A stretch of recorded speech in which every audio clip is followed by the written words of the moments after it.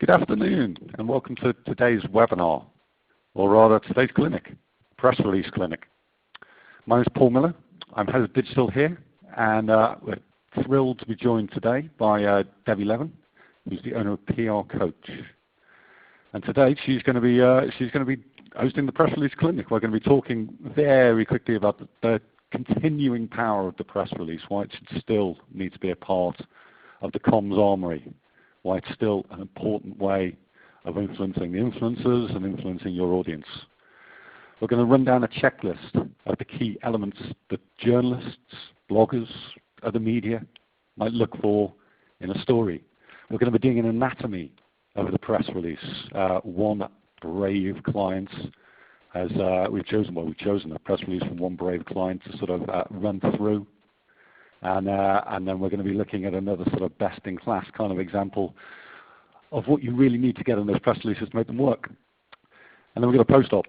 We're going to be looking at a quick sort of key points that every press release must have to ensure its success. So just as a quick intro, why are we still doing this? What's the relevance in a world of inbound marketing and native advertising and big data? Is the press release still relevant? Well, I think a lot of people get hung up on the sort of press element of the word press release, and immediately they start thinking about newspapers. And as we all know, I'm sure, newspapers are struggling in most of the world, not all the world by any means. South America, India, this kind of workplace that newspapers are still growing at a fairly healthy rate.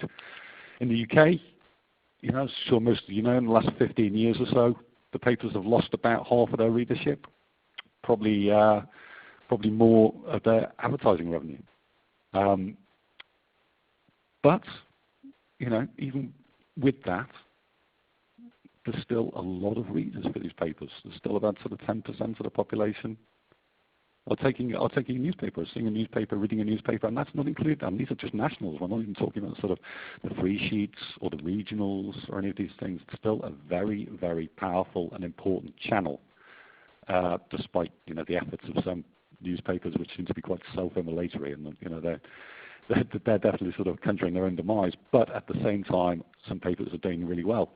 A lot of these papers are also doing really well online as well. Obviously, if you look at things like the Guardian, the Mail Online, these things are global success stories. And then there are the constituent elements of the papers. What's making these papers work? The journalists, of course, producing this content.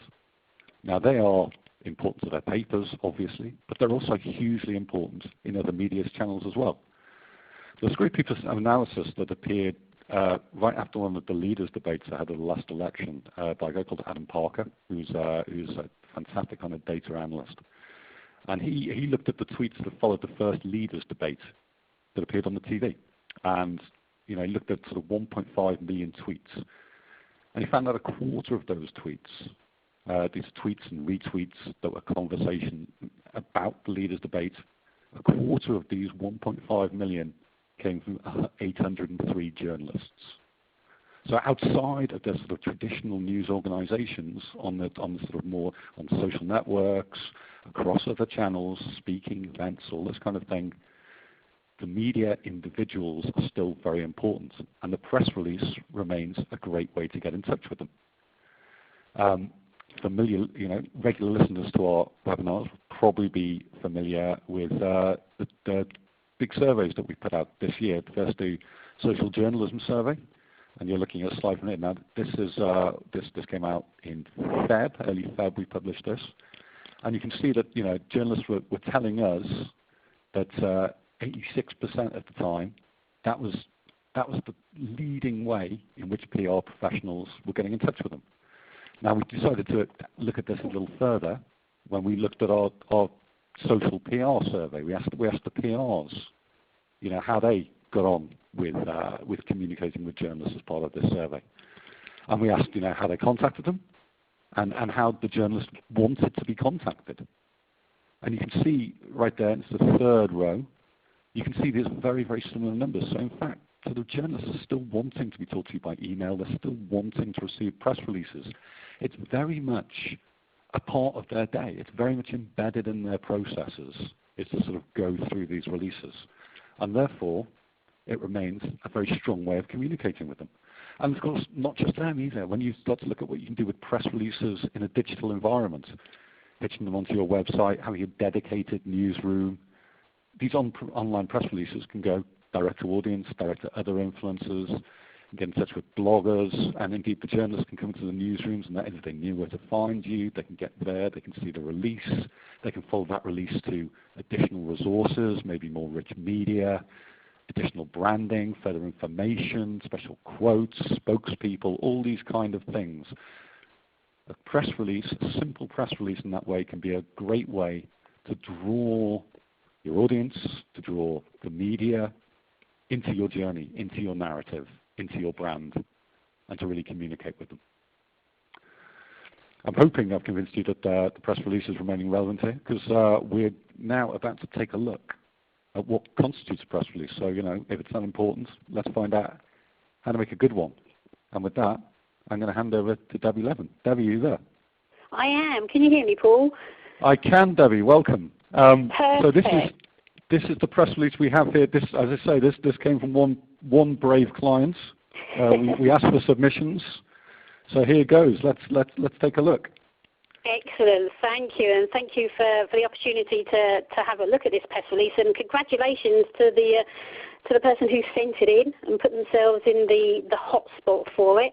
What we're going to do is we're going to take a look and work through this press release, some of the key points that are relevant for everyone in terms of thinking about a press release, the power of a press release, and what journalists want from you. And just to start off and to say, journalists want your news.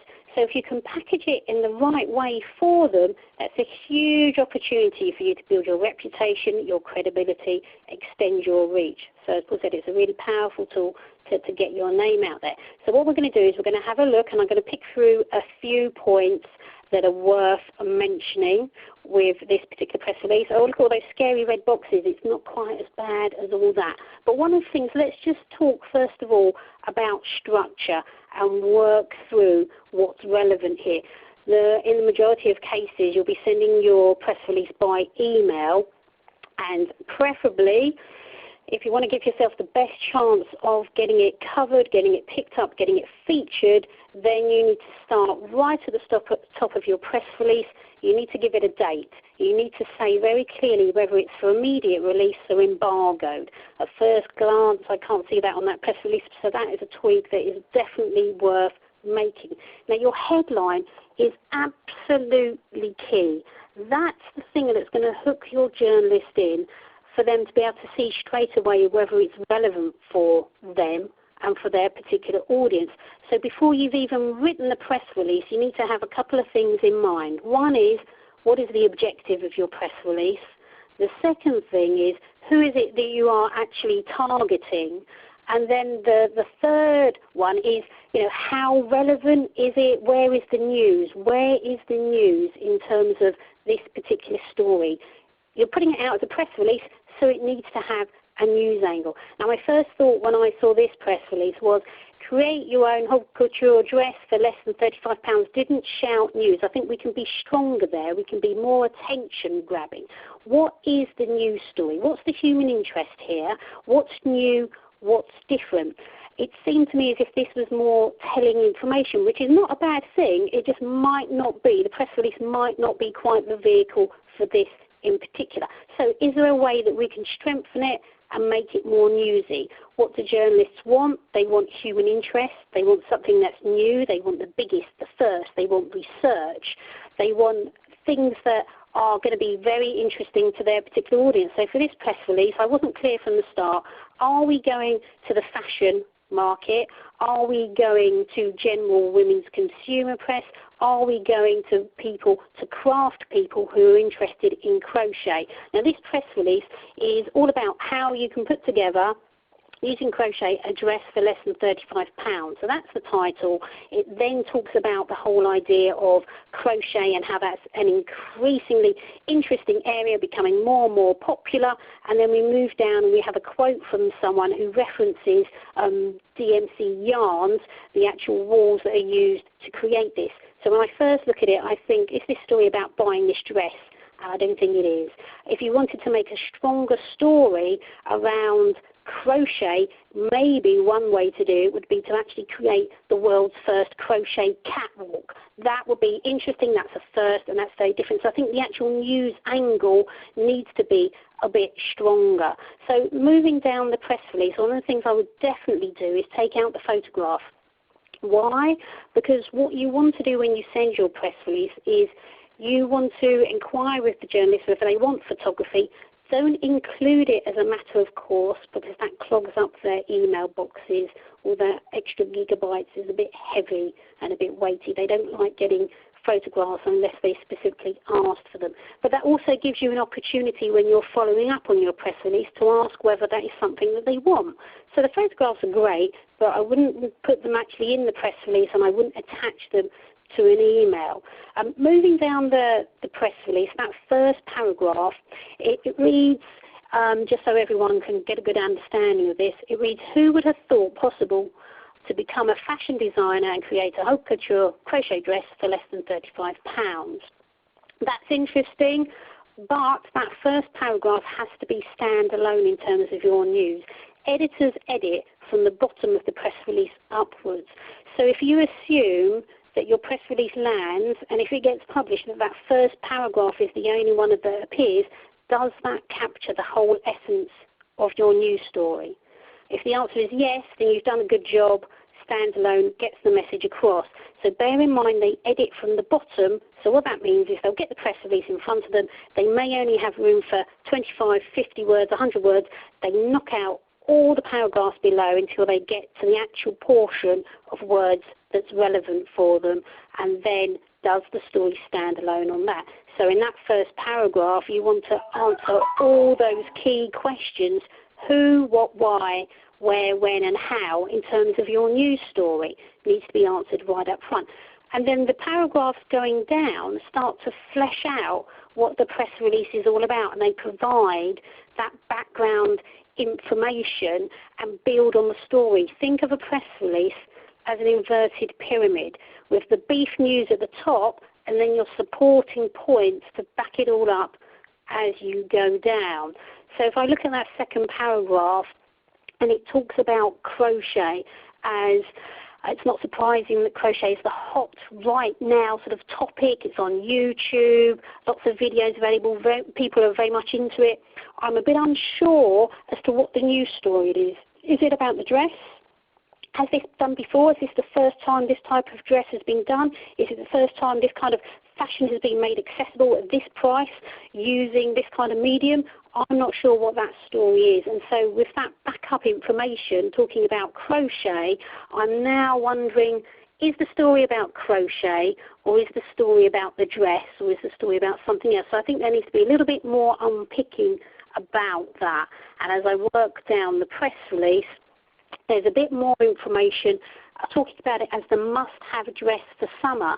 So I'm naturally led to thinking now, if I'm reading through, that this is all about the dress. So I'm expecting maybe that I'll be able to buy the dress, but that isn't the case if you work through the press release all the way through. So I think there just needs to be a bit more splitting out and a bit more definition about what the news story is.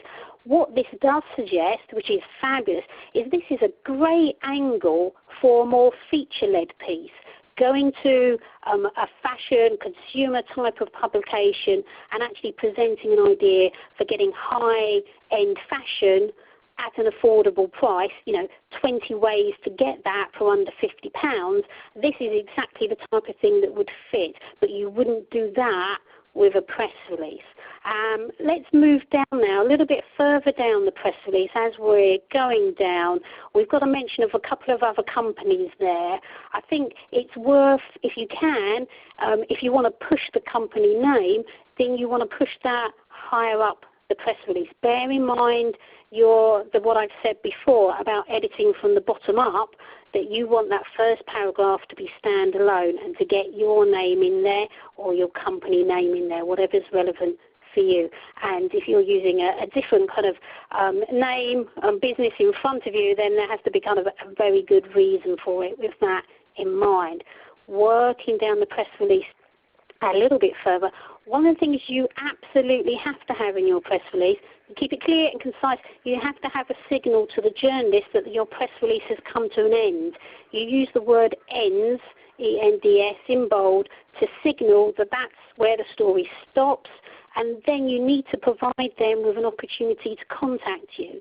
So over here at the end of the press release, there's lots of lovely social media icons, which is fabulous, but you need a telephone number, you need an email address. You want to make it as easy as possible for a journalist to contact you and then to follow up the story, because what you want the press release to do is to give them a taster and a flavour for the story. You don't need to give them the full shooting match. What you want to do is to actually give them a wave in hand. This is a news story. This is relevant to you and your audience. Contact me for more information. And that's the point where you want to encourage them to take that step. So you need a very clear structure in terms of ends of the press release, and then for further information, another section giving an email, giving a telephone number, and then notes to editors, which is another section which provides any explanation or background information that you then need to provide to help explain the press release. And typically that background information might be along the lines of excuse me, information about the company, a paragraph about the company itself. And what it does, its products, its services, and also if you've referenced any research or you've made any claims in the press release, then you need to signal in the notes to editors the information, where that's sourced, how that's referenced, backing it up so that that's clear and concise, that the journalist has the big picture. So those are some thoughts on that press release. I think it's the news angle which is the key. Always have in mind what your journalist wants, what your specific journalist wants. You might have a news release that's relevant to different types of press and media, to different segments of the press and media, and you need to be as targeted and relevant as possible to them to get your news across. So I hope that's given you a bit of a flavour on that particular press release. And surely I can answer any questions a little bit later in the webinar if you want anything clarifying on that. I'm now going to move on Sorry, to... Debbie, sure. So I should have said this at the top, folks. Sorry, I went off script. It always happens, but this is it. We're rounding up the questions, and we'll try and get through as many of them. You can see the questions are already pouring in, and they're very good questions. Some of them relate very specifically to some of the stuff that Debbie's just said. We'll get to them at the end. Debbie, sorry to interrupt. Okay. No problem. Thank you, Paul. Right, I'm now going to whiz on to a press release, another press release, just to give you another example. I can't see how clear that would be for you on the screen, but let's just talk about structure for the minute, and then we'll go through some very specific things. So this is a press release I wrote, and you can see at the top you have got... you can see if I can use my very whizzy green arrow, which will point out at the top there. You can see for immediate release and the date. You need to be clear with the journalist whether it's immediate or under embargo. Okay, they need to know that so they can plan and they know what their time frame is. And also as press releases get emailed on and printed out, you need to make sure that the timing side of how relevant it is for them is absolutely clear. If they don't know when it's coming, they don't know how relevant, how timely it is. Okay, and then following that you've got your headline, you've got paragraphs, so I've got 4 paragraphs. You keep them very tight and clear and concise, as few words as possible. 20, 25 words per sentence, plenty. Shorter the better. And then you'll see as well at the end, we've got ends, we've got contact information, and then we've got notes to editors running down the page. Now what I'm going to do is whiz on to some of the very specific bits and pieces in this particular press release.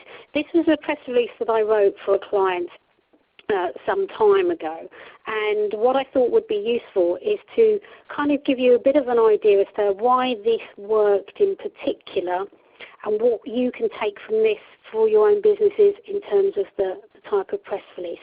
So we've got a date, and we've got a title, Top Forbes Listings for Businesswomen. This is a press release that went out to different elements of the press and media. This particular one was targeted to the Jewish press and media. So you can see in this front, in the very top of the press release, the particular client wanted their own personal profile within that kind of community. So her name up front, and then the name of the synagogue straight away, so that when this went out to the press release, when this went out to the journalists, they knew exactly that it was relevant for them and their particular readership. It went out to 3 journalists on Jewish publications, so they've got right up front why it's relevant.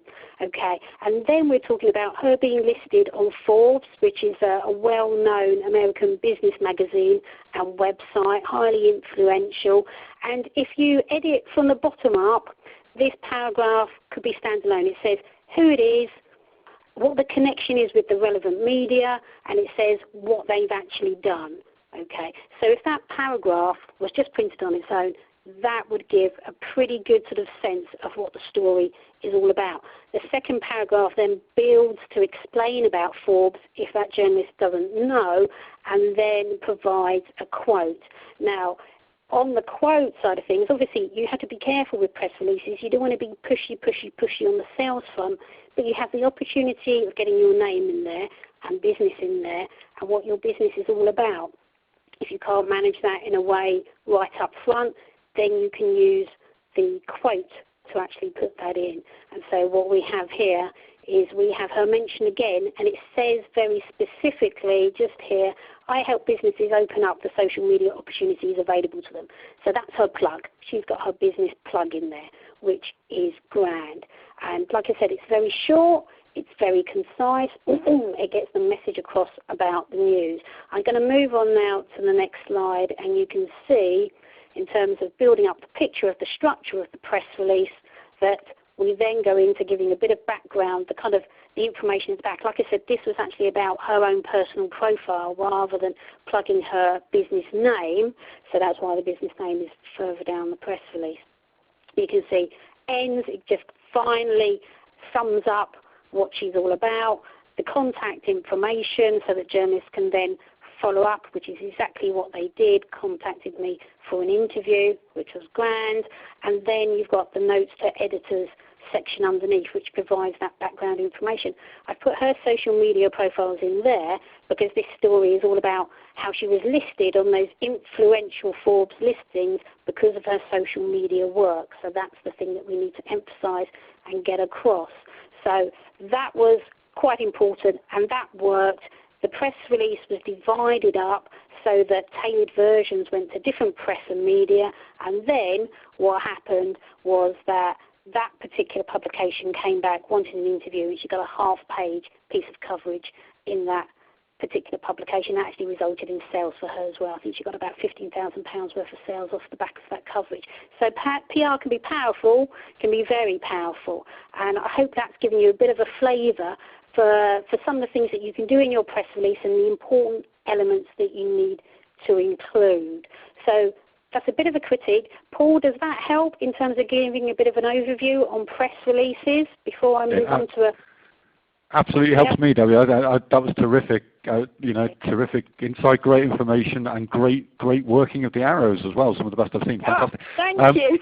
And listen, I've been watching the questions come in, and it's really it's quite unprecedented. I don't know if the system can quite cope. We have lots of questions. I was going to use this particular sort of we're about to sort of take a look through a checklist here. I was about to make a plea for more questions. More questions are good. You can put them in that little chat box in the bottom left of your screen. You can tweet us at Cision UK. You can email us. You can get in touch. We'll try and answer as many as we can at the end.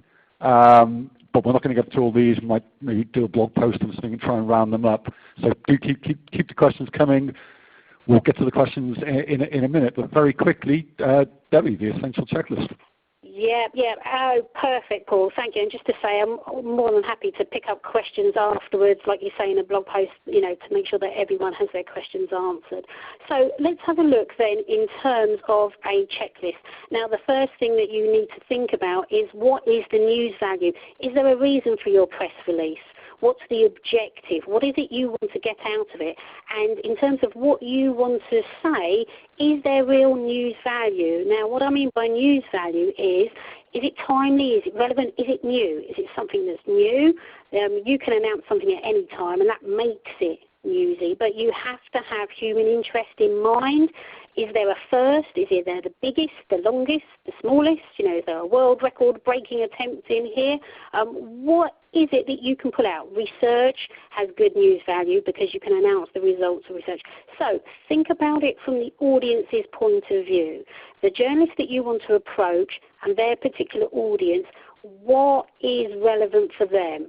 What is the news value here? You need to make sure that what you're getting across is relevant, is timely, is targeted, and that's very, very important. Okay, so the press and media that you want to go to has to be the right press and media. And so for the first press release that we saw, there were a number of different opportunities there. It could be about the fashion press, it could be about women's consumer, it could be about craft press, because they're the type of people that would typically be interested in buying yarns and making a crochet dress. And so for the fashion press, maybe there's a different angle there, because they may not want to crochet a dress themselves. Particularly if you're a beginner, then that might be a step too far, but you might be interested in buying a dress, so you'd have to have the right angle for what you want to get across and who you want to target. And then in terms of the press release, it has to answer those essential questions, the who, the what, the why, the when, and the how. And that has to be in your first paragraph, as much as possible in your first paragraph. It might be a bit of a stretch to get all the information in there, but you really have to break down. And one way to write your press release is to list those questions and put the answers to those questions down, and that will help you to craft the essence of the news story. Okay, think about your structure, think about your top line date, then think about the grabbing headline that you want and what needs to go in the subject line of the email box, because that is purely about getting the journalist to open up your email and to take action. Your headline then and the first line of your email is then purely to get them to read the next bit, and then the next bit, and the next bit. As soon as they get to a point where it's not relevant or interesting for them, or the timing is off, then they stop reading. And then that doesn't help anyone. So the structure is very important, very clear, very concise. Don't put the whole shooting match in. Keep it very tight, as few words as possible. Give them the big overview. Make it very easy for them to contact you, so that it's very, very clear where the press release ends, where the contact details are, any further information, and also to highlight at the end of that release if there are photographs available and they would like them, if there are further media interview opportunities, if there's anything else that you can provide to them, then that's what needs to be at the bottom of the press release, so that they know that that is available for them. Quotes are really powerful. Third-party quotes even more powerful. You can bring your press release alive and subtly put in the plugs that you want to plug for your business. So quotes are really, really useful for that. Multimedia options. I think in terms of multimedia, there are a huge number of ways in which you can get your news out, and also ways in which you can shout about your PR successes. So always think about the other things that you're doing in your business and how you can attach PR to those, and the multimedia crossover that gives you in terms of being able to get your news out there. And it's also about contacting and engaging journalists where they're at. So you can send them the email, but you can also contact them in advance on social media to wave your hand in the air, and that's an important thing. If your particular news story lends itself to something that's more visual, then that's something that you can include and you can reference in your press release, and you can draw journalists to. So I hope that gives you a bit of a sense of some of the key things about your press release, and the top thing, thinking about the news value. So hopefully there were a few questions in now, Paul, and there's a bit of... Yeah, there certainly are. Talking about waving your hands in the air, I think most of the audience today, and it's a big audience out there, I think has been waving their hands in the air. They all have questions. So let's quickly get through as many as we can. We've got Kieran Kelly here. I think some of these relate to certainly to the first press release we're looking at. So Kieran Kelly is asking, what about including low-res photo with high-res available on request? And I'd just like to link that up as well, because Nadia White also asked that she in the past has had good experiences attaching images to press releases, and the journalists have actually thanked her for making the release more visual. What's the rule of resolution, to attach, not to attach? What's your reading? I'd be quite honest. I mean, if you've had success with it, then great. I tend to go with the rule of not attaching anything, because there's always a risk that you could hack someone off, And what you don't want to do is damage your relationship with them rather than, enhance it. The way round it is to contact that journalist in advance and say to them, would they be happy with that? And I think that's the way to go. And that's a really good, productive way of building that relationship, because you're actually finding out what they want and giving it to them in the way they want it. If they want low res, as a first off, then that's brilliant. But I check it before rather than making the assumption, because that assumption is something that really could come back and kind of sort of damage reputation, and then also just put the journalist off. So check beforehand. I think I would echo that from what we see from our research here and what goes into our database. That is definitely the dominant theme here. No attachments with the work way around it. Jenny Mack wants to know about web links. Web links in the text of a press release is a very interesting question from an SEO perspective. But what's your perspective there? Web links are great. I think you need to be careful that it's all about providing information to the journalist and making the story as accessible to them as possible. So where it's providing background information in the notes to editors, that makes perfect sense. Where it's part of the story in the main body of the press release, then that's fine. You just have to get the balance right, that it's not seen as a blatant plug or blatant sort of, SEO tactics in terms of keywords. It's about, you have to think about the journalist as your audience and what's helpful for them. And I think that's the key thing to keep in mind. Rosie Briley asks, what should I put in the subject title of an email with a press release? Usually what I do is I'll put the title, make sure that your title is attention grabbing enough that it's really going to sort of stop them in terms of their key audience. And what you can do as well is you can actually put news story : and then the title, and then they know instantly what's actually in their inbox. So I think that's a good way to actually flag to them straight away that it's that it's there and it's relevant for them. So that tends to work quite well, I think. We get a question here about sort of using a pyramid structure for hard news stories, but and I think again this relates to the sort of the first release we were looking at. What's the best approach for feature type stories? Is it the same? What are the differences? Oh, that's a very good question actually. I think for feature stories, you see, when you think about news releases and news stories, there's a very specific format, as you say, in terms of that inverted pyramid, and you're trying to present the story. For feature articles, you're doing it in a different kind of way. What you're typically doing is pitching the individual journalist directly, introducing yourself and presenting a theme or an idea for an article, and then positioning it as to sort of how you can actually help them. So you might at the start reference something they've already run that was interesting and that you found, sort of a really good piece. You might then suggest to them the idea of a feature article and then outline why it's relevant to their audience.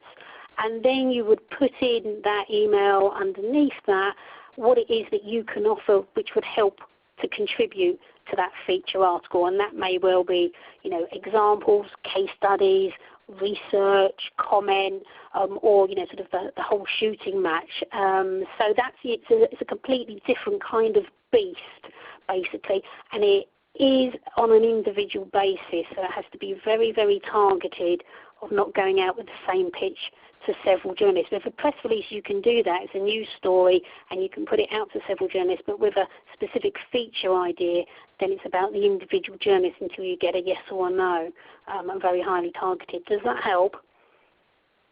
Helps me. Debbie, I know you're on a tight schedule. I know we're overrunning a little here. I'm going to try and squeeze in a couple more questions from what we got here.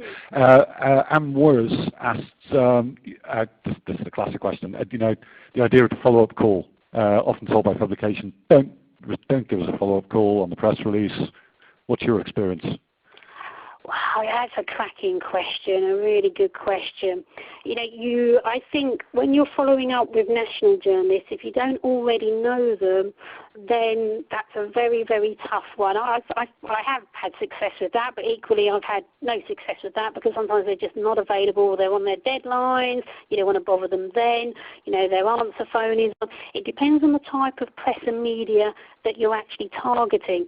But one thing that you can do is if you connect with the journalist in advance of sending the press release, and by that I mean follow them on social media, engage with them there, get on the radar, wave your hand in the air with them so that they kind of know who you are. That gives you a better chance when your email lands in their inbox that they'll actually open it.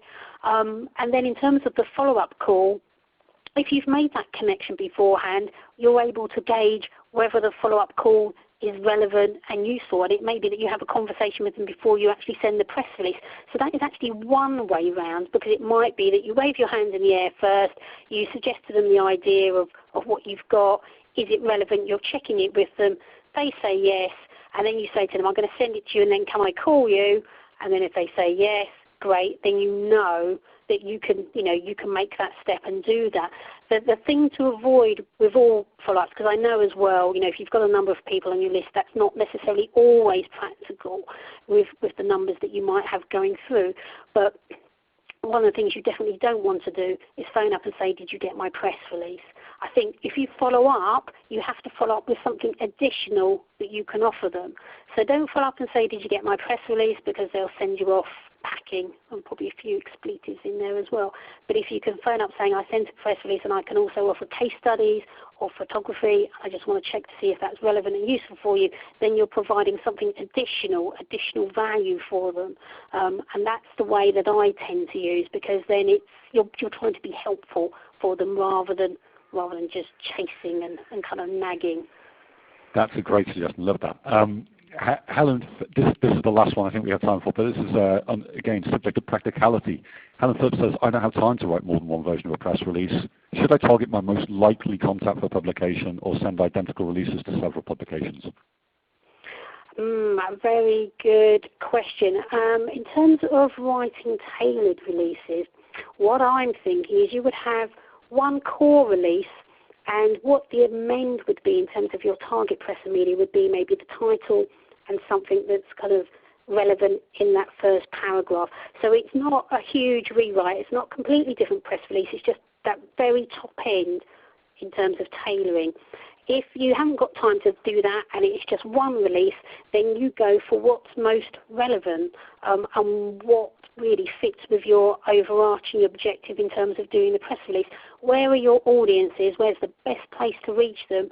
And you zone in on that. There's always a tendency, I think, to try and get news out to as many people as possible, but actually it's much better if you're much more targeted to reach your audiences.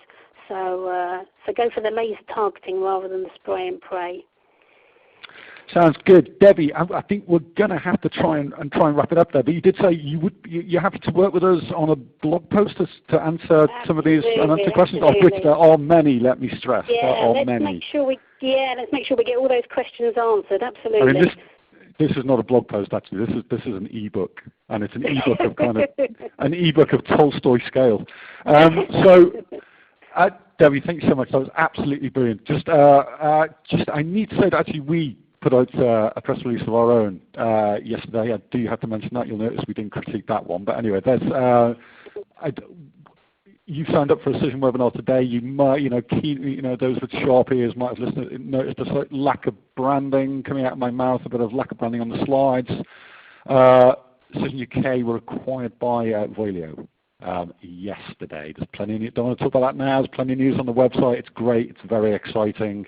They have some of the best kind of relationship management software out there with our data. It's a mouth-watering proposition. You'll hear more about that in the coming weeks. For the moment, however, you're still going to be tweeting us on Cision UK until we've wrapped up the digital approach to consolidating all these social channels. Likewise, you can ask us questions on the Facebook page, facebook.com/CisionUK. Email us info.uk@cision.com. You can call us. And you can see all these details on the website. We'll let you know when the blog post is available. We'll let you know when the recording is available. I'd like to thank John and Priyanka and Flavius for producing today's session. I'd like to thank you all for listening and for all these fantastic questions. And most of all, Debbie Leven, PR coach. Thank you so much for joining us. You're absolutely wonderful. Many thanks, Paul. It's been a pleasure. Great. We'll speak again soon. On the next webinar, perhaps. Thanks again for listening. Bye-bye.